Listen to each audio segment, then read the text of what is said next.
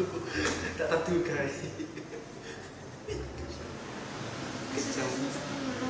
Masuk sekolah kena covid. Waduh, kamu Maksudnya gak sekolah masalahnya. iya kata lo betul ya. Iki jari nih wakil kita. Aku belum bisa. Suara tugas mas. Turun kamu sama. Kok suara Benar pintar. Wah. Sedulur Iya. bagus. Yang Gue mana bisa tugas dulu. Foto ayo ada video dan pacarnya. Lu.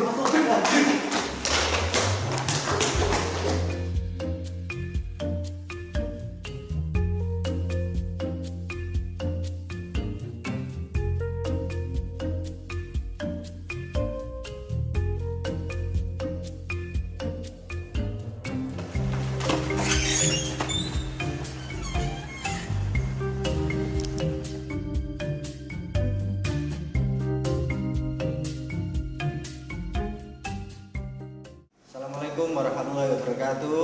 Waalaikumsalam warahmatullahi wabarakatuh. Selamat pagi anak-anak. Selamat pagi Pak. Gimana kabarnya?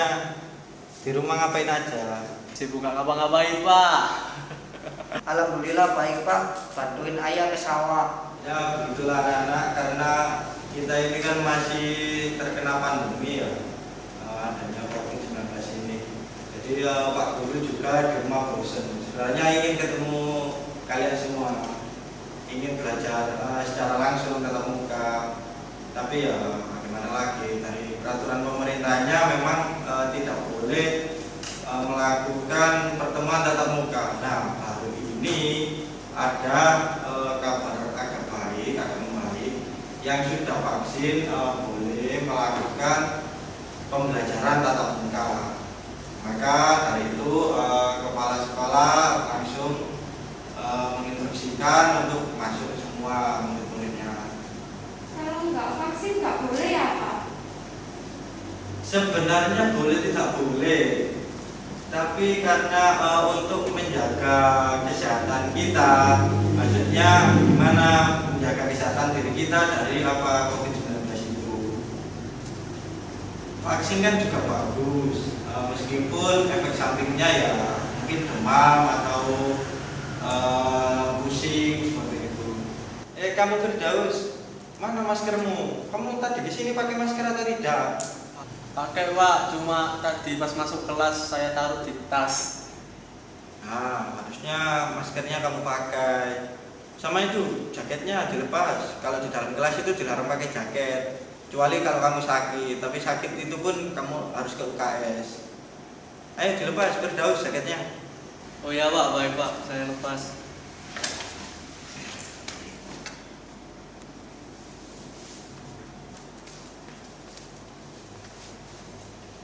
Baik Pak, udah Pak. Baik anak-anak, Bapak akan memulai pelajarannya ya. Bapak akan menghidupkan laptopnya dulu, menyambungkan ke proyektor.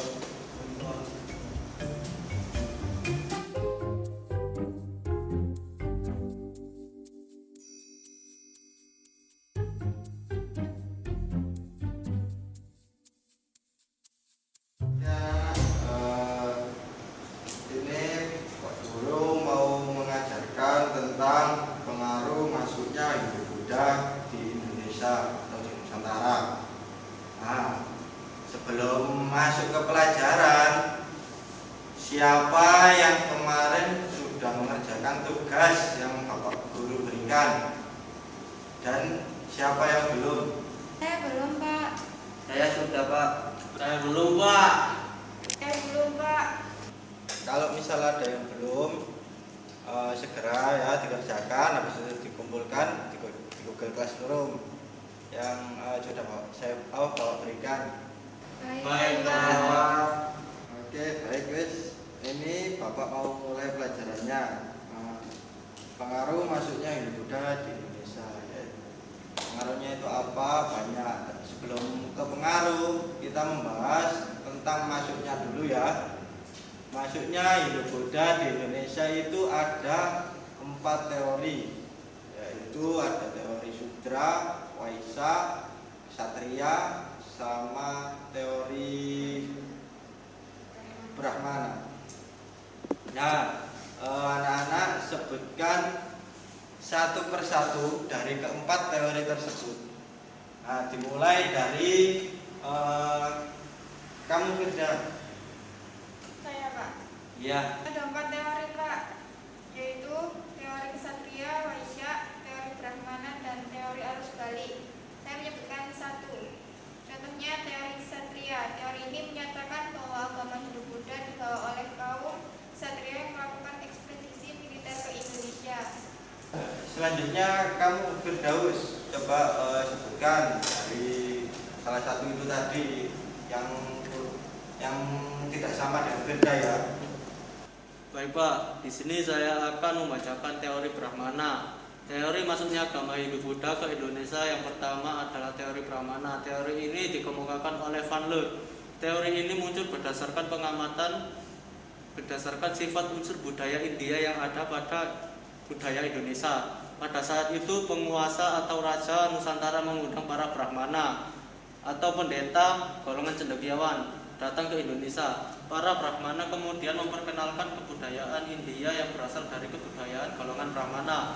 Hal ini mempertegas bahwa ajaran agama Hindu-Buddha datang dan diajarkan oleh golongan Brahmana. Pada Brahmana memiliki hak dan kemampuan membaca kitab Weda atau kitab suci agama Hindu, sehingga memahami keseluruhan agama Hindu. Bahasa Sanskerta yang ditemukan di banyak prasasti Indonesia merupakan bahasa yang digunakan dalam kitab suci dan upacara keagamaan di India. Hanya golongan atau kasta Brahmana saja yang mengerti dan menguasai hal tersebut. Baik Pak, sudah. Sekarang kamu Cinta, coba sebutkan. Teori Waisya. Teori Waisya menyatakan bahwa golongan Waisya yang punya peran besar dalam penyebaran agama dan kebudayaan Hindu-Buddha. Orientalis Profesor Dr. N.J. Fromm mengusung teori Waisya berpendapat golongan yang terdiri dari pedagang, petani, dan pemilik tanah tersebut sudah mengenal agama Hindu-Buddha. Kedatangan golongan Waisya ke Indonesia, kata Fromm juga memperkenalkan agama dan budaya Hindu-Buddha pada masyarakat Indonesia di samping perdagangan. Sudah Pak. Oke, bagus. Sekarang kamu Sadam, yang tinggal teori arus balik ya. Coba jelaskan. Baik Pak, teori arus balik. Teori ini menyatakan bahwa golongan Brahmana semula menyebarkan ke penjuru dunia melalui jalur yang digunakan pedagang. Di beberapa tempat, golongan Brahmana berupaya menjalin hubungan dengan warga lokal. Oke, bagus ya anak-anak, semua bisa menyebutkan meskipun itu dari browsing ataupun dari Google. Karena apa? Ya, kita ini kan memanfaatkan teknologi yang ada. Jadi itu juga bagus. Baik, Bapak di sini akan menjelaskan tentang pengaruhnya masuknya Hindu-Buddha ini. Yang pertama, masuknya Hindu-Buddha ini ke beberapa aspek bidang, yaitu ke bidang pemerintahan, ke bidang sosial, bidang ekonomi, bidang agama, dan yang terakhir bidang kebudayaan. Nah, pengaruh masuknya Hindu-Buddha di pemerintah itu yaitu diperkenalnya sistem kerajaan. Masuk dan berkembangnya Hindu-Buddha di Indonesia ini memberikan berbagai pengaruh ya terhadap masyarakat Indonesia. Pengaruhnya adalah sebagai berikut. Yang Bapak sebutkan tadi, pengaruh ke pemerintah, berpengaruh ke sosial, ke ekonomi, agama, dan kebudayaan. Nah, dari bidang pemerintahan, masuk agama Hindu-Buddha telah membawa pemerintahan yang baru, yaitu kerajaan, yang dimana sebelumnya masyarakat Indonesia atau Nusantara hanya mengenal sistem kesukuan, yaitu dipimpin oleh kepala suku. Nah, kepala suku ini dipilih berdasarkan kelebihan dibandingkan anggota suku yang lain. Jadi manusia yang unggul itu akan dijadikan kepala suku. Kemudian sistem kesukuan ini berubah dengan diperkenalnya sistem kerajaan yang dipimpin oleh raja, seperti Raja Brawijaya, kemudian Hayam Wuruk, raja apa lagi? Raja Singosari itu yang terkenal. Nah, raja ini sebagai pemimpin yang didasarkan kepada keturunan. Jadi kalau misalkan bukan anggota kerajaan, bukan keluarga kerajaan, tidak bisa dijadikan seorang raja karena menganutnya garis keturunan. Dan keturunan raja ini pasti memiliki suatu kemampuan yang luar biasa. Jadi kemampuan itu turun menurun dari nenek moyang. Dan raja pun dianggap sebagai titisan dewa yang memimpin kerajaan secara mutlak. Gimana anak-anak? Ada yang paham? Paham semua kan? Paham. Oke, baik. Kalau paham, Bapak lanjutkan ya.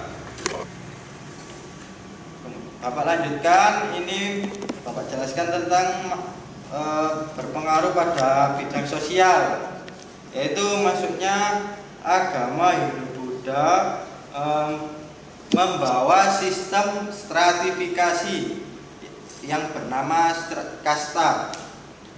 Nah, dalam Hindu kasta dibagi menjadi 4, yaitu kasta Brahmana yang di situ ada anggotanya pendeta, pemuka agama dan guru. Jadi ini kasta yang paling tinggi. Kemudian ada kasta kesatria.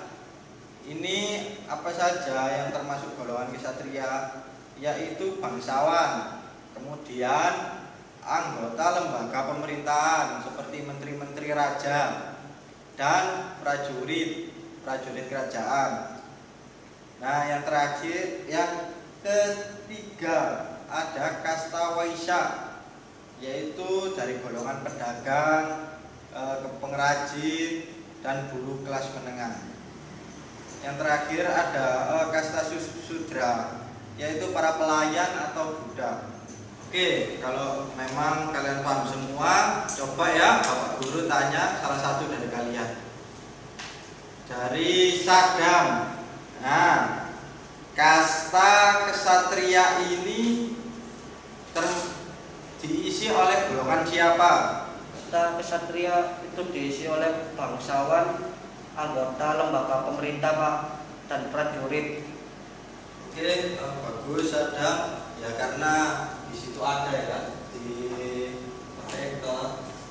Oke, kemudian Bapak akan melanjutkan, yaitu ini pengaruh ke bidang ekonomi. Nusantara merupakan wilayah yang strategis. Kenapa strategis? Karena terletak dalam jalur perdagangan internasional. Nah, para pedagang dari India ini datang menyeberangi laut untuk sampai ke Indonesia dalam rangka berdagang dan sambil menyebarkan agama Hindu-Buddha. Nah, selain para pedagang India, para pedagang Cina juga singgah untuk melakukan jual beli di Nusantara. Daerah pantai timur Sumatera itu merupakan salah satu daerah yang ramai dikunjungi para pedagang.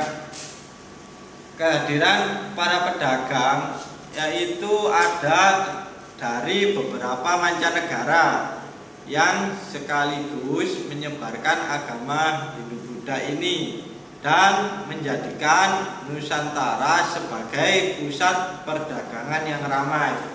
Ada yang kurang jelas anak-anak dari penjelasan Bapak ini tadi yang bidang ekonomi? Kak, saya mau bertanya, kenapa harus di pantai timur Sumatera? Kan bisa di daerah lain gitu, contohnya Aceh atau gimana gitu. Nah, bagus pertanyaannya. Mengapa di pantai timur Sumatera? Karena di pantai timur Sumatera ini kan dataran rendah ya, dekat laut. Jadi berlayarnya para pedagang atau orang yang dari luar masuk ke Indonesia otomatis kan lewat jalur laut, mendaratnya kan di pantai. Jadi mobilitas ekonomi di situ jadi lebih mudah untuk keluar masuknya. Kalau misalkan di Aceh, nah Aceh kan ada yang dataran tinggi, jadi agak sulit ya masuki budaya baru. Orangnya itu lebih tidak semudah orang Sumatera, di daerah Sumatera. Makanya Sumatera ini sangat strategis dan terlebih lagi dekat dengan Selat Malaka yang menghubungkan jalur perdagangan internasional. Itu ya Sinta. Kalau ada yang kurang paham lagi nanti akan Bapak jelaskan secara rinci. Baik Pak, sudah cukup jelas sih menurut saya. Oke, baik ya anak-anak. Ini ditulis ya, yang Bapak share di proyektor ini. Kalian tulis, kok gak ada yang bawa buku semua ini gimana? Bawa Pak. Bawa tak? Kenapa kok gak dikeluarin bukunya? Gak disuruh. Ya masa harus disuruh? Masa kamu ingin pintar, ingin sukses harus disuruh? Ya kan enggak, kan lucu.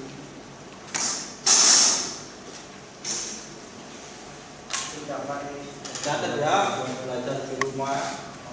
Karena kita belajar seperti ini mungkin 1 minggu 1 kali, kalau tidak 2 kali. Karena di sini ya masih kondisinya seperti ini, kondisi pandemi. Jadi kalian sabar dulu dan jangan lupa berdoa agar apa? Agar COVID ini segera selesai supaya kita bisa melaksanakan belajar seperti dulu sebelum masuk COVID.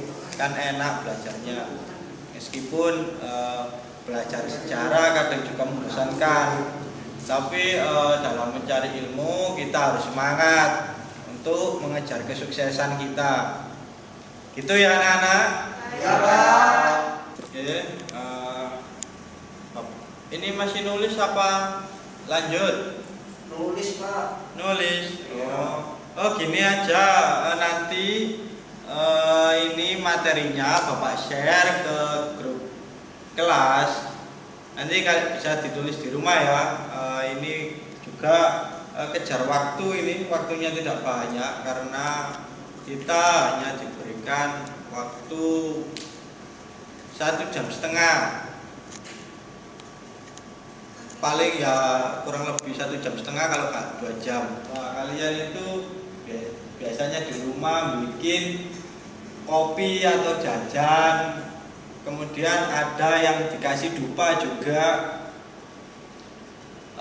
Jadi itu ditujukan untuk roh-roh nenek moyang sebagai tanda penghormatan. Kamu berdua kok kamu sendiri? Bapak di sini di depan dijelaskan, kok kamu di belakang kamu sendiri. Ayo, salah satu. Ini satu. Kamu tak suruh membaca ya. Siapa Firdaus? Coba baca itu. Ke depan, baca ke depan. Nah, ke depan. Ya, sampai separuh. Nanti separuhnya sudah sadar menuliskan. Bidang agama masyarakat Indonesia pada awalnya menganut sistem kepercayaan animisme atau kepercayaan terhadap roh-roh nenek moyang, dan dinamisme, kepercayaan terhadap benda-benda yang dianggap sebagai tempat menetapnya roh-roh nenek moyang.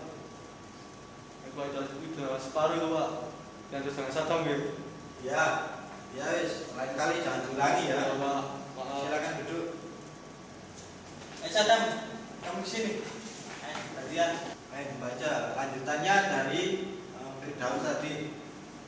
Maksudnya agama Hindu Buddha di Indonesia menyebabkan masyarakat Indonesia mulai menganut dan mengenal adanya agama. Dalam perkembangannya, agama Hindu Buddha mengalami perpaduan dengan kepercayaan lokal di Indonesia sehingga lebih mudah diterima. Oke, bagus. Silakan duduk. Maaf. Ya, jangan diulangi ya. Ya. Maksudnya agama Hindu Buddha di Indonesia ini menyebabkan masyarakat Indonesia mulai menganut dan mengenal adanya agama. Jadi tidak kepercayaan lagi. Kalau agama ini kan sistemnya lebih kompleks, seperti ada hal yang wajib untuk dilakukan, ada perbedaan kebenaran dan kesalahan, perbuatan baik dan jelek yang ditetapkan oleh agama tersebut. Nah, dalam perkembangan agama Hindu Buddha ini mengalami perpaduan dengan kepercayaan lokal di Indonesia sehingga lebih mudah diterima karena orang Indonesia ini tidak bisa dikasar. Jadi harus dengan halus, sistemnya lebih kepada lebih menyelaraskan kepada apa yang menjadi kebiasaan orang Indonesia. Jadi kalau seperti itu kan kesannya lebih mudah untuk disebarkan. Maka dari itu Hindu Buddha ini melakukan sebuah perpaduan dengan aliran kepercayaan tadi. Oke, itu ya anak-anak. Kemudian Bapak akan lanjut ke slide atau materi yang selanjutnya. Ya, di sini yang terakhir ya, sistem kebudayaan atau bidang kebudayaan. Nah, maksudnya agama Hindu Buddha ke Indonesia memengaruhi bidang kebudayaan. Hal ini dapat ditunjukkan dengan berbagai seni rupa dan seni ukir yang berasal dari India yang masuk ke Indonesia, seperti ada relief serta arca dan tulis-tulisan aksara India. Selain itu terdapat pula kalender Saka dan berbagai candi-candi yang bercorak Buddha. Dan dengan demikian pengaruh dari masuknya agama Hindu Buddha ini dari bidang kelima bidang tadi ya, yaitu pemerintahan, kemudian ekonomi. Ini sudah lengkap ya anak-anak. Bapak ingin memberikan sebuah tugas untuk kalian, yaitu mencari peninggalan kerajaan Hindu Buddha di Sidoarjo. Jadi kalian nanti mencari apa saja beserta foto ya, foto peninggalan sejarah kerajaan Hindu Buddha di Sidoarjo. Nanti kalian bisa mengirimkan ke Bapak lewat WA saja, tidak di Google Classroom lagi. Nanti itu dibuat nilai harian untuk kalian ya, sebagai tambahan nilai kalian nanti saat ujian akhir sekolah bila nilai kalian jelek. Oke, karena materi ini sudah habis, baik ya anak-anak, karena ini ya untuk pelajaran hari ini. Nanti Bapak kirimkan materi yang Bapak sampaikan ini tadi sebagai pelajaran kalian, sebagai dibuat belajar di rumah, karena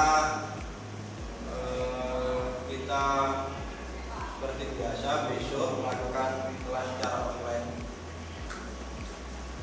Oke, Bapak ingin kita sebelum pulang berdoa dulu ya, agar apa yang kita dapatkan ini tadi bisa bermanfaat